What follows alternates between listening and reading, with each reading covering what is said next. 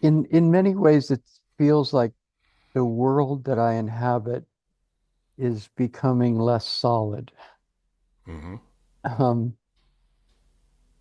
by which I mean there's a kind of it's not always there, but it's very vivid when it is, which is often. Mm-hmm. It's say if I wake up in the middle of the night, which I often do, Mm-hmm. it's the way it comes through, or the way I perceive it, is it could be any time in history. Mm-hmm. I'm I just don't feel as solid. And there's or I could be standing at the park looking at a tree Mm-hmm. and I'm there, but I'm not there. Mm-hmm. And this is why I say it's one of Jacob's weird things, because Mm-hmm. maybe the nexus of turning 70 and long COVID Mm-hmm. and meditation. Mm-hmm. I don't think I'll ever disentangle that one Yeah. or that trinity, Yeah.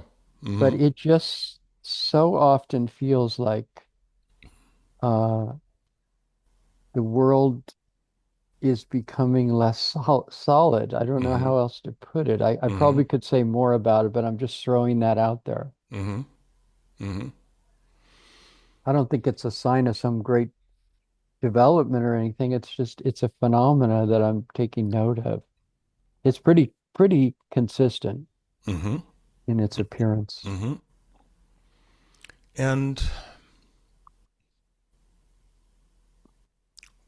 what do you find to be mm, the emotional tone or the affect around your recognition of this Yeah, non-solidity? it's great that you asked that because I was going to say it's not like there's a this one it's not like there's this joyous feeling with it. Mm-hmm. It's very flat in a way. Mm-hmm. Uh, I would say in the last year, the joyousness that I had when we first started working together, Mm-hmm. uh, and as I was getting healthier again, Mm-hmm. um, that seems to have kind of leveled out. Mm-hmm. And yeah, so there's the the prevalent or salient emotion is a lack of emotion, I'd say. Mm-hmm. Mm-hmm. I don't know. I'm just Mm-hmm. throwing it out there. It's Yeah. Yeah. No. No. data. Yeah. So no. No. It's this. This is what we're here to do. Um. So do we live in a world of solid objects? No, Yeah. I I mean. don't think we do. Yeah. Just scientifically speaking, even. Yeah. Yeah. Right. You know. The the stuff that the ways the physicists describe the fundamental nature of reality, even forget just of so-called solid physical reality. It's there's nothing solid going on there. Um, um, but even putting that aside for the moment, do we experience objects or do we experience experiences? As always, I'm putting this out to everyone. I really want you to consider this. Do we experience objects or do we experience experiences? I'd say the latter. Yeah, why? Um,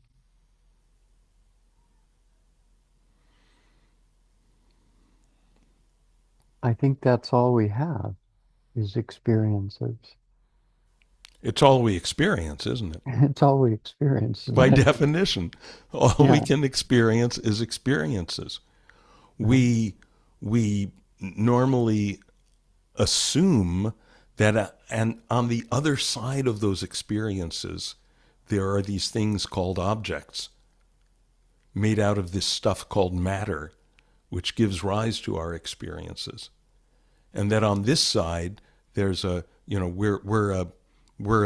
another solid object called a person that's having those experiences. Except in dreams.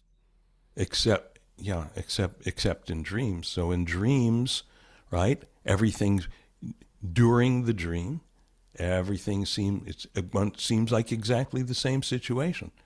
Here's me, the solid person, running through the jungle made of these solid, plants, being chased by this tiger made out of terrifyingly solid, teeth and claws and fur and all of that. My heart races in a very convincingly solid way. And then he catches up to me, and then, I wake up. And maybe I'm kind of confused for a moment. Maybe my heart is still racing. And then I go, phew, it was only a dream. Where's the solid jungle? Where's the solid tiger? Where's the solid guy running through the jungle? It's all gone. What was it made of? It was made of awareness. Awareness arising in the form of these different experiences. But I think that's part of what I was trying to sort of on the hem of, or the Yes. border of, which is like, so is this only a dream? Yeah, as far as we know. As far as we know, yeah. Yeah. Right? It's complete. It's our entire reality while we're in it. Yeah. But then, sometimes while you're still in the dream, like something happens and you start to question it, right? Mm. And you go, wait a minute, do giraffes really fly? Wait a minute, do hippos? Wait, did I really? How did I get into this jungle? And we start to question the thing, and it's as if we're kind of scratching at the fabric of the dream, and it's starting to get thin. We're starting to see through. It's starting to become a little bit diaphanous. As we question it, seems a little less solid, and then we wake up. Right? Is that familiar to some people? Yeah, good. Okay. Especially that word diaphanous. Yeah, good. Yeah. Okay. Now, can you see that relative to what we normally call the waking state, that's what's happening to you these days? That's what you're describing. It's that the so-called real world of the waking state is becoming more diaphanous. You're starting to question the solidity of it. Sounds a little Truman Showy. Well, the Truman Show is it's a very insightful film. I wrote a chapter about that in my book, Cinema Nirvana. You might want to take a look at that. Yeah. I had a lot of fun writing it. It's all very convincing until remember the way that Truman's journey. He's just completely ensconced in this. Such an interesting word, reality show. Right? Reality, but a show. Seems like reality from one perspective, from Truman's perspective. Notice his name, like all the names there are jokes. He's the true man, right? From Truman's perspective, that's reality. It's all there is. From the perspective of the whole world that's watching him through all the hidden cameras that surround him in his life, it's a show. Right? And he's completely happy to just go along with it until one day something happens that starts to wear through the fabric of the dream. This thing falls, almost hits him in the head, falls right in front of him. He picks it up, and it's a light, and it says, Sirius Star 3 or something like that. One of the stars from his sky has fallen because it's just a light in the way up their ceiling of the set that he lives under, the dome-shaped set he lives under, right? And eventually goes on to discover that all the buildings that he passes every day, the office buildings that he assumes are full of people, are just kind of fronts. And anytime he walks into them, extras have to scramble to, look like office workers and so forth. And so, you know, you may have heard me cite this before. I love this quote from the ancient sage Yogi Vasishtha. He says, "There's two kinds of dreams: the short ones and the long one." Right? And generally, when we start to doubt the solidity of a short dream, the dreams that we have at night, that's a precursor to a sign that we're starting to wake up out of it. So in the same way, for Truman, for you, for all of us, when in various ways we start to question, we start to feel we're seeing through, it doesn't seem so convincingly solid as it used to be. That's a sign of, early stages of starting to wake up from the dream, the long dream. I got to say one last thing, which is uh, it brought a feeling of happiness just to talk about this. That's what Uh, I'm experiencing right now. as we speak. Uh-huh. Uh-huh. Uh-huh. Yes. Yes. Thank you. That's good. That's important. Ultimately, if we're waking up from a dream and from a dream in which, like all dreams, we're subject to the dangers, the tigers, the thrills and spills and all of that. And if we are indeed waking up as all the sages promise, that when we wake up, we're waking up to a place, I'll use the word, a place that is beyond all the suffering and the change and the illness, old age, and suffering and death. If we're really waking up to nirvana, to the kingdom of heaven, then there should be, at least at some point, some joy, some happiness as the affect that surrounds this experience, this seeing through the dream. Now, ultimately, that should be there, right? It also makes sense that when we first that happiness might not be there right away, which is what you're reporting. No, I feel more kind of confused or feel more emotionally flat or something.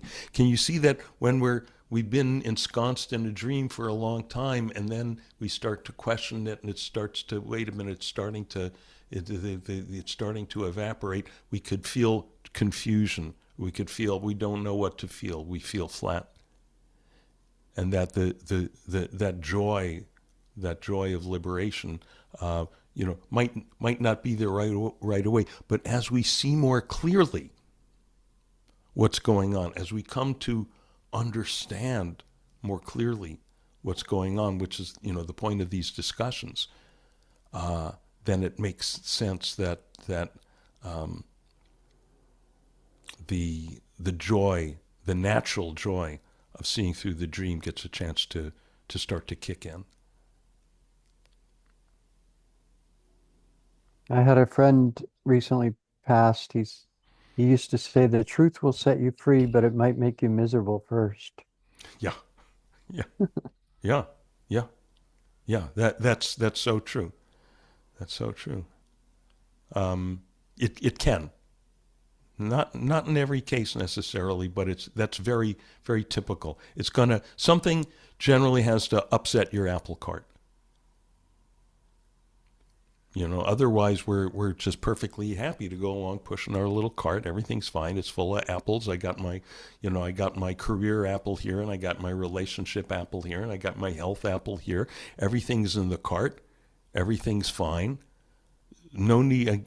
I don't need to question. I don't want to question anything. But sooner or later the apple cart gets upset. It gets knocked over. If at no other time than than when we're dying, and all that stuff that was going along so nicely, it's all going away, and we're, whoa, right? If we're lucky, something pushes it over before. Well, we have time to then question and go, well, maybe there's something we can do about this. Oh, Guess what? I'm not the first person to confront this stuff. Oh, guess what? Some people have made some discoveries along the way. Guess what? They've left some footprints on the path for us. So, that's why we're here doing this. Good. Thank you, Jacob. So, one more thing, Jacob, that's very important and to everyone. When the world appears to be losing its solidity, there can be a temptation to say, okay, it's all non-solid, it's all a dream, therefore I don't have to fill in the blank. I don't have to take out the garbage. I don't have to do my homework. I don't have to pay my taxes. I don't have to drive on the right side of the road, or, whatever it is. Okay? It's very important that when the world seems to be, we start to doubt the solidity and it seems dreamlike and all of that, which is great. As we said, this is a symptom of the beginnings of awakening. But it's very important at that time to really put your feet on the ground more than before. All right. If you happen to be, Jacob, a type like you and I who are more, academic types, cerebral types, that's a time to go out in the garden and, get your hands in the soil, or, I don't know, throw the old basketball around, or whatever. But literally get your feet on the ground, literally reconnect more as solidly as you can for as long as you can, right? Keep the connection going to what other people call the real world. Don't succumb to the temptation to float away. I'm totally with that, and I call upon my Tevye archetype. Uh huh.